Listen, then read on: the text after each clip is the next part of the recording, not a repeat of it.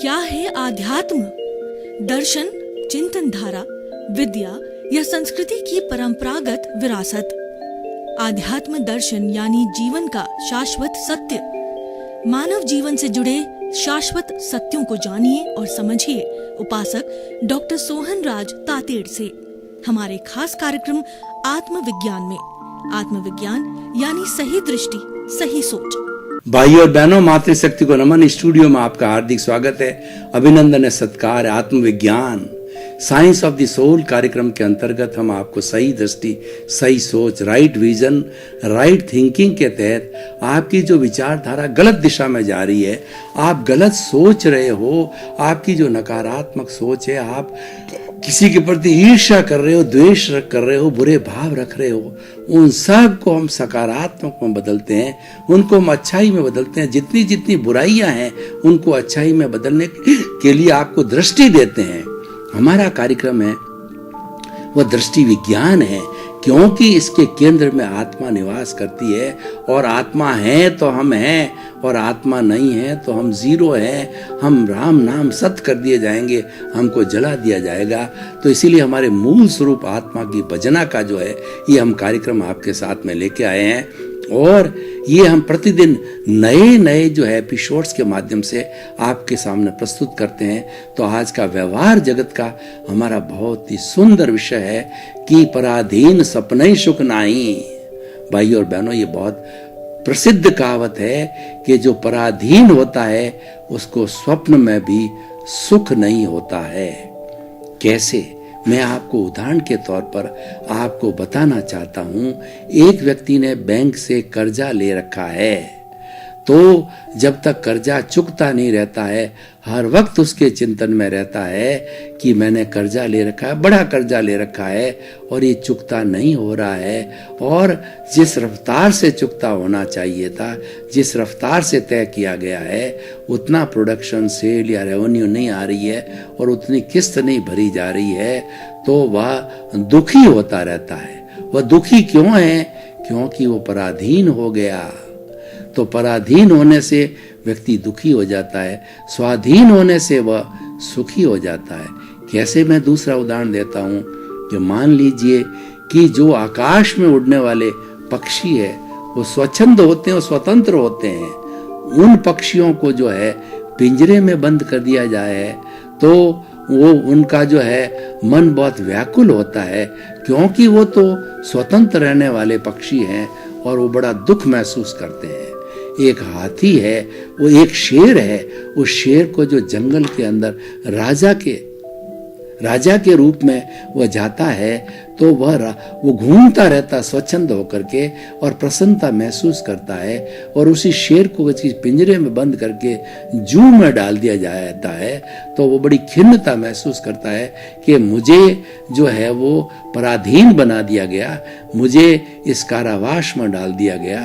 तो पराधीन होते ही व्यक्ति दुखी हो जाता है, स्वाधीन होते ही आप ही स्वतंत्र होता है। हमारे देश को देखिए, हम बहुत 700-800 वर्षों की बात नहीं करते, अंग्रेजी राज्य की बात करें तो 200 वर्षों तक अंग्रेजों ने हमारे पर शासन किया, हमारे पर कई जुल्म ढाए। अंग्रेज हमारे देश में ईस्ट इंडिया कंपनी को लेकर के और जो है वो 1857 के आसपास आए थे, तो उन्होंने जो है वो व्यापार करने के लिए आए थे।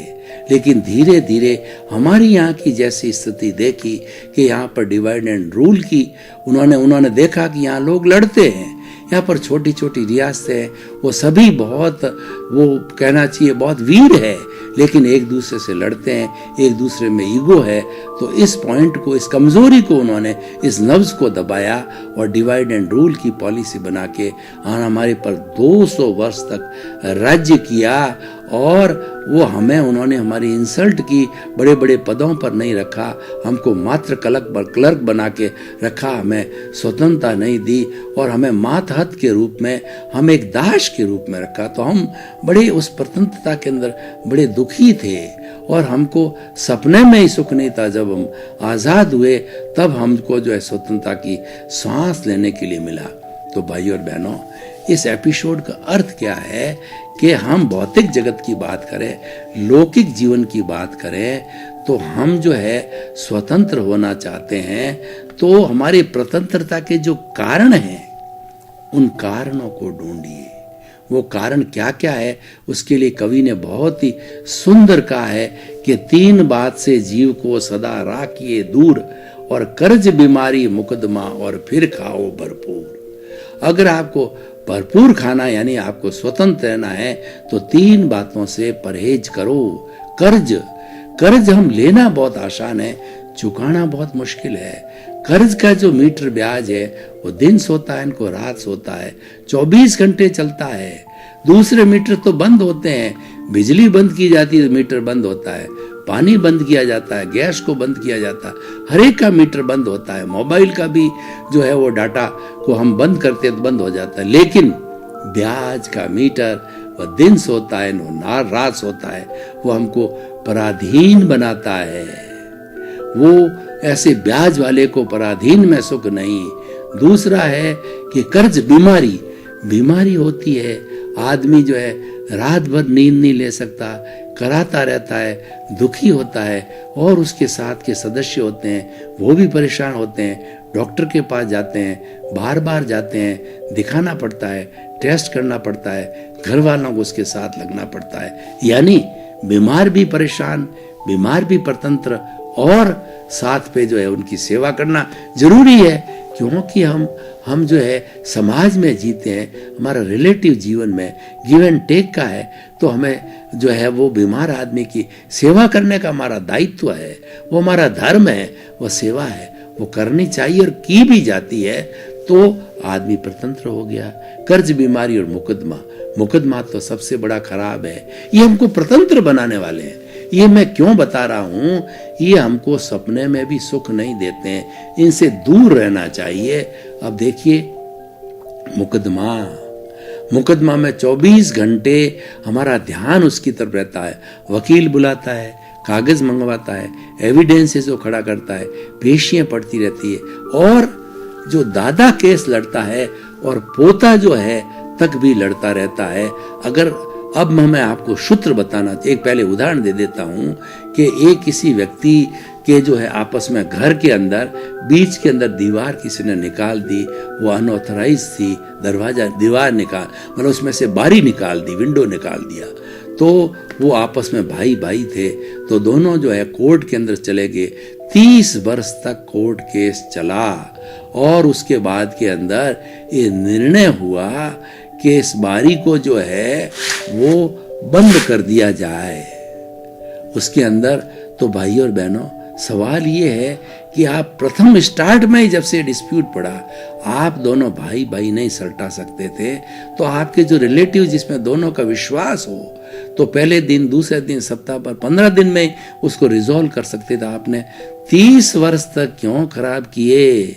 वो दादा से पोता तक आया, और ये वकीलों का काम है, वो तो उसको जारी रखना चाहते हैं, उनकी आमदनी है, उनका काम चलता है, लेकिन आपका दिमाग तो काम करता है। आपको तो समझना चाहिए कि लड़ाई में लड्डू नहीं बढ़ते हैं। इसीलिए मैं किसी पर कटाक्ष नहीं कर रहा हूँ, किसी का नाम लेके बात नहीं कर रहा हूँ। इसीलिए कहावत बन गई है कि 3 कोट से हमेशा दूर रखिए। सफेद कोट, उसके लिए कहा सकता है कि prevention is better than cure. आप स्वयं के डॉक्टर हो, आप ऐसा प्राकृतिक जीवन जियो कि आपको मालूम पड़ जाता है कि मुझे बीमारी आने वाली है, तो पहले ही आप सावचेत हो जाओ। आप जो है प्रिकॉशन ले लो तो बीमार पड़ो ही नहीं, सफेद कोट के पास क्यों जाओ। और दूसरा है, लड़ाई झगड़ा क्यों करो, टकराव टालिए। 2 के बीच में, हस्बैंड वाइफ के बीच के अंदर, भाई के बीच में, दोस्त के बीच के अंदर किसी से भी टकराव हो गया तो भैया मेरे से गलती हो गई, मुझे क्षमा करो, मैं चाहता नहीं था, अनजान में भूल हुई। आप बड़े हो और छोटा भी हो तो भी उसको हाथ जोड़ो, उसको कहो भैया मेरे से गलती हो गई है, जानबूझ के नहीं की है, मुझे क्षमा करो, क्षमा करो, क्षमा करो। उसी क्षण वो आपको क्षमा कर देगा। और आपने ताव में आकर के लंबा चौड़ा पुलिस कार्रवाई करी तो पुलिस किसी की नहीं होती है, दोनों तरफ से खा जाते हैं, दोनों को दुखी कर देते हैं। उनका काम ही यही है कि लड़के लोग हमारे पास आए तो हमारी आमदनी बढ़े, पर आप क्यों लड़ते हो? आप तो टकराव टालिए। और तीसरा मुकदमा है, मैंने बात पहले ही बता दी कि पहले ही समय के अंदर उसको खत्म कर दो ना, क्यों लंबा चलाओ। अब सवाल ये है कि 30 वर्ष तक अगर कोर्ट केस चला, किसी को मान लीजिए ज्यादा फायदा हुआ, किसी को कम समय फायदा हुआ, लेकिन 30 वर्ष की परेशानी, 30 वर्ष का टेंशन और 30 वर्ष में कितना कितना खर्चा किस किस ने किया, सब हिसाब मिलाओ तो मालूम पड़ेगा कि दोनों बहुत बड़े नुकसान में रहे। तो हमें अपना दिमाग लगाना चाहिए। तो भाई और बहनों, ये उदाहरण था। मैं आपको क्या बताना चाहता हूं कि सुखी जीवन जीने के लिए पराधीन मत बनो, ये मेरा कहने का अर्थ ये। और पराधीन व्यक्ति दो तरह से होता है, एक तो लौकिक जगत में होता है और पारलौकिक जगत में होता है। अगर एक ही जगत की हम बात करें तो वह आधा काम हुआ, आधा काम निष्कर्ष पर नहीं पहुंचता, आधा काम गंतव्य तक नहीं पहुंचता है। 100% करने से ही गंतव्य आता है। आपको पानी निकालना है, 10-10 फुट के आपने 10 गड्ढे खोदे, पानी नहीं निकला। एक ही जगह 100 फुट पानी गहरा है, 100 फुट का गड्ढा खोदा, ट्यूबवेल खोदा, कुआं खोदा, मीठा पानी मिला, आप फायदे में रहे। 10 गड्ढों पे खर्चा समय जो है, हर कार्य को करने के लिए समय, श्रम और धन लगता है। तो 10 पे जितना धन खर्च हुआ वो 1 पे नहीं हुआ। यानी कहना क्या चाहते हैं आप, कोई भी चीज को गंतव्य तक पहुंचाओ। आपने निर्णय कर लिया कि मुझे अच्छा इंजीनियर बनना है, तो आप 11th क्लास से ही और उसके बाद में आपकी IIT की तैयारी, जितने भी एडवांस किए हुए सबको क्लियर करके IIT में एडमिशन ले लो। आपका रास्ता, आप गंतव्य तक पहुंच गए और तो निश्चित रूप से अच्छे इंजीनियर बनोगे। और मैंने एक उदाहरण दिया, IIT आजकल रेपुटेड है, वो प्राप्त कर लिया तो सारी जिंदगी सुख से बिताओगे, स्वाधीन हो रहोगे। पराधीन कौन होता है कि व्यक्ति प्रारंभ में नहीं पढ़ता, 12th में मेहनत नहीं करता, आगे मेहनत नहीं करता, फिसल जाता है और वह फिसल गया, गंतव्य तक नहीं पहुंचता। गंतव्य तक पहुंचने पर हम स्वाधीन होते हैं, ये मैं कहना चाहता हूं। ये बाह्य जगत का फॉर्मूला है और बाह्य जगत और भीतर जगत पे फॉर्मूले एक ही लागू होते हैं, लेकिन उनके जो है वो नियम अलग अलग होते हैं। बाह्य जगत से भी, बाह्य जगत स्थूल है और भीतर का जगत सूक्ष्म है। भीतर के जगत के नियम अलग है, बाह्य जगत के नियम अलग है। भीतर का जगत कितना सूक्ष्म है, मैं आपको उदाहरण देना चाहता हूं कि आपके मोबाइल के अंदर एक मेमोरी कार्ड लगता है। 100 GB तक जो है वो मेमोरी कार्ड आते हैं और 100 GB मतलब एक पूरा सेंट्रल लाइब्रेरी का पुस्तकालय छोटे से जो मेमोरी कार्ड में भर दिया जाता है। देखिए कितना सूक्ष्म है। तो सूक्ष्म है, स्थूल को नियंत्रित करता है, सूक्ष्म से स्थूल बनता है, स्थूल सूक्ष्म को प्रभावित करता है, लेकिन डोमिनेशन होता है वह सूक्ष्म का होता है। हमारे भीतर विचार आता है, कोई भी हम काम करते हैं पहले विचार आता है, फिर विचार के बाद जो है हम उसको परिणति पर पहुंचाते हैं। हमारे हाथ पांव काम करते हैं, बुद्धि काम करती है, मन काम करता है और वो पर्टिकुलर काम जो हमने चिंतन करने का सोचा था कि फैक्ट्री जाना है, हम चले जाते हैं। पहले फैक्ट्री जाने का चिंतन दिमाग में आता है। 3 तरह की बातें बताई गई है, चाहे भीतर हो चाहे बाहर हो, वो होता है चिंतन, मनन और निध्यासन।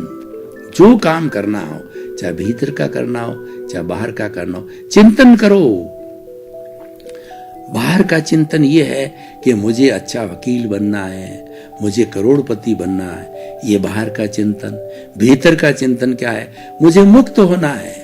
मैं जन्म जन्मांतर से जो भटकता आ रहा हूं और सुख दुख की अनुभूति के अंदर मैं इतने इतने जन्म ले रहा हूं, इतना दुखी हो गया हूं, मुझे स्वाधीन होना है। और स्वाधीन व्यक्ति भी स्वतंत्र होता है और वो पराधीन व्यक्ति ही दुखी होता है। स्वाधीन का मतलब स्वतंत्रता, स्वाधीन का मतलब बंधन से मुक्ति की ओर जाना।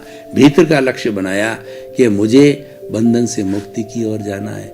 बाहर का लक्ष्य बनाया आपने कि मुझे अच्छा जो है वकील बनना है। दोनों का आप आगे ये चिंतन फिर मनन करो कैसे बने, उसकी सारी मेथोडोलॉजी तैयार करो और मेथड उसके ऊपर चलो। और निध्यासन एग्जीक्यूशन चालू करो, भीतर का हो चाहे बाहर का हो, ये फॉर्मूला दोनों लगते हैं।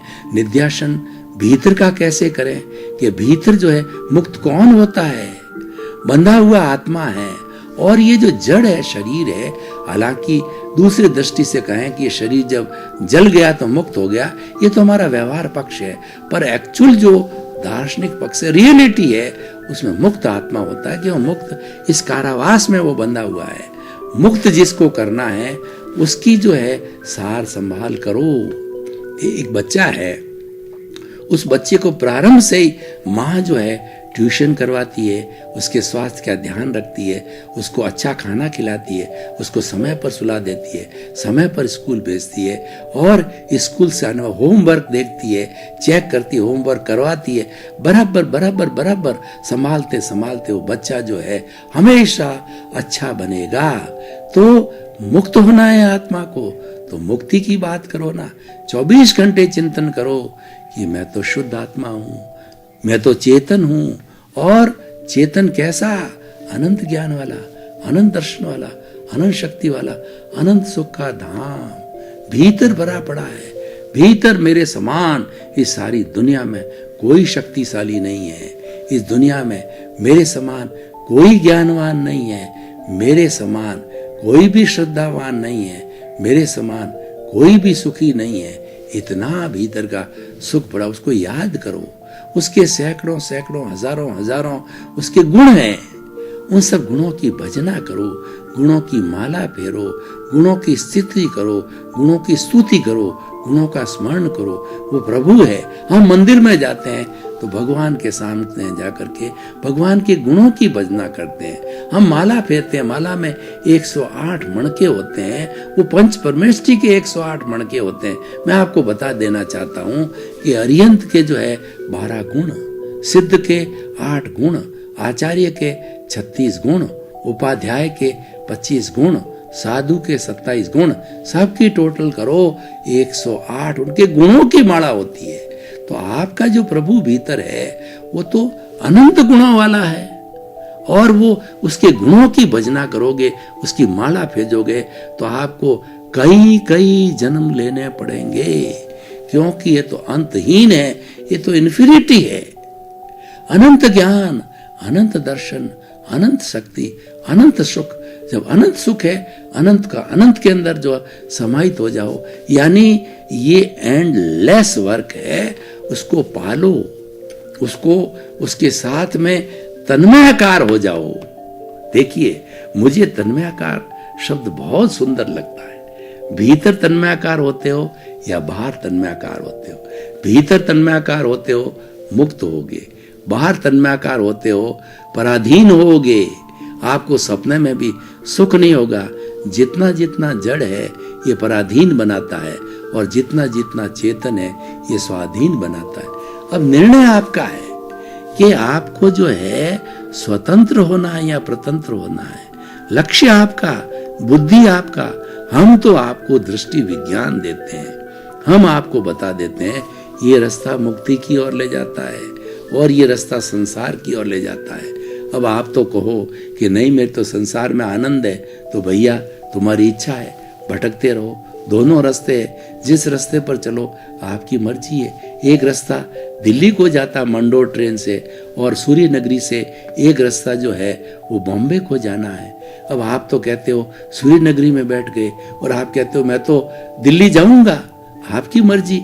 तुम जो है वह मंडोर में बैठ गए और कह गए मैं तो बॉम्बे जाऊंगा। यह आपका ज्ञान है, और अज्ञान है ये भटकाता है, ज्ञान है ये रास्ता बताता है। ज्ञान है वो दृष्टि विज्ञान है, और अज्ञान ये वेल्डिंग है, ये जन्म जन्मांतर में घुमाता है।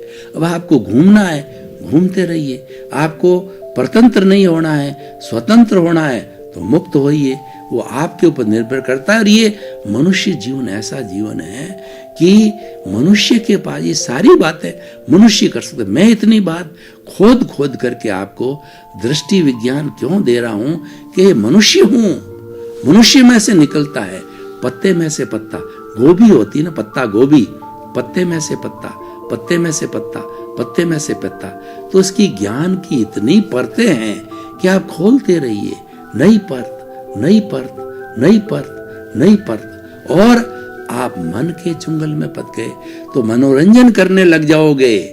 जो आप 5 इंद्रियों के सुख में चले जाओ, बहुत अच्छा भोजन और लाइए, बहुत अच्छा स्वाद और लाइए, बहुत अच्छा दृश्य और बहुत अच्छा फिल्मी गाना कान के लगाओगे, सुनते रहोगे, नाच देखोगे, ये देखोगे, वो देखोगे, तो 5 तरह की इंद्रियों के सुख के अंदर आप विलीन रहोगे, जड़ के साथ रहोगे।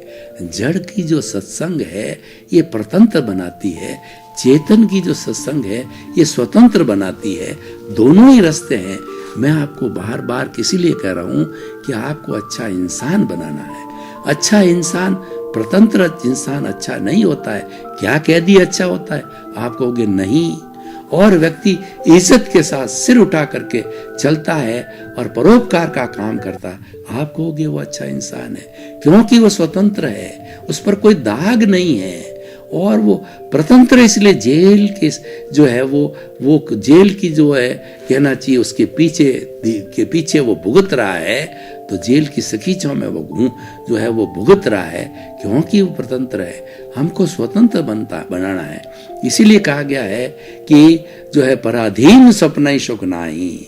पराधीन को स्वप्न में भी सुख नहीं रहता है, और स्वप्न में डरा डरा रहता है कि पता नहीं इतना धन है, कभी चोर उचक्का आके और मेरी सेफ को पार कर ले, और इतना 2 नंबर का पैसा है कहीं रेड नहीं पड़ जाए, और ये भय रहता है कि मेरा 2-3 बेटे हैं, एक बेटा मेरा आज्ञाकारी है, 2 आज्ञाकारी नहीं है, तो मैं तो धन मेरे आज्ञाकारी को देना चाहता हूँ, क्योंकि मैंने अर्जन किया है, वो मेरी संपत्ति है। लेकिन दोनों बेटे वो कहेंगे हमने तो आपके घर में जन्म लिया, वो तो कोर्ट में खड़ा करके अपनी हिस्सेदारी जबरदस्ती ले लेंगे। आप स्वतंत्र हो, ऐसा क्यों करो? आप तो सबको पैरों पर खड़ा कर दो। आप क्यों संग्रह करते हो?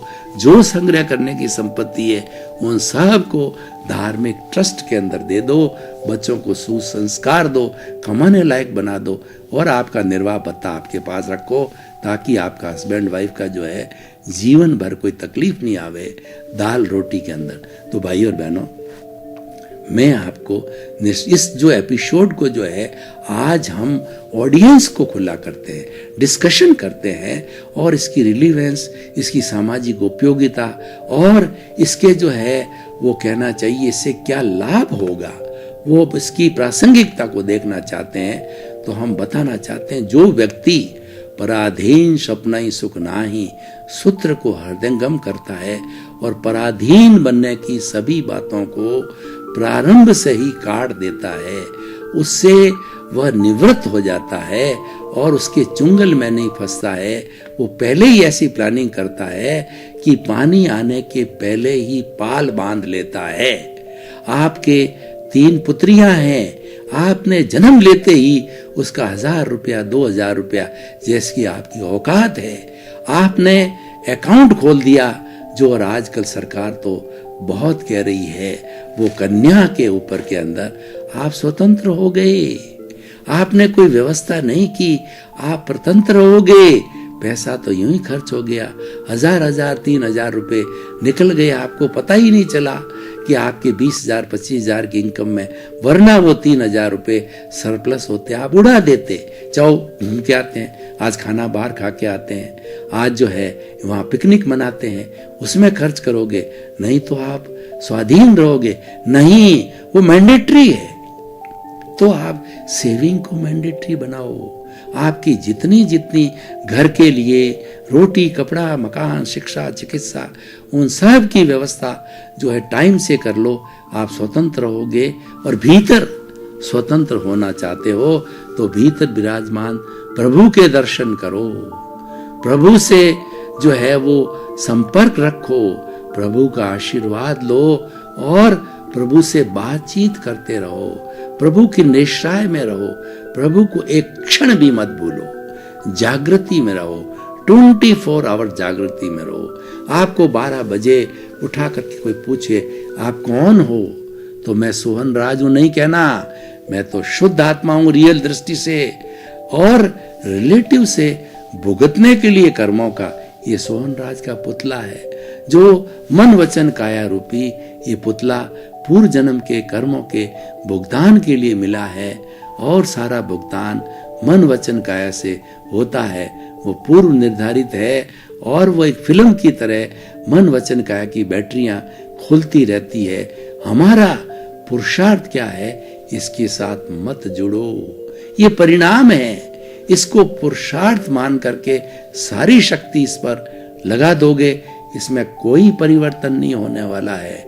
नियति को मंजूर होगा वही होगा, क्योंकि आप लेकर के आए हो, तो आप इस पचड़े में क्यों पड़ते हो, क्यों टांग अड़ाते हो, और आपकी टांग टूट जाएगी, क्योंकि व्यवस्थित शक्ति बलवान है।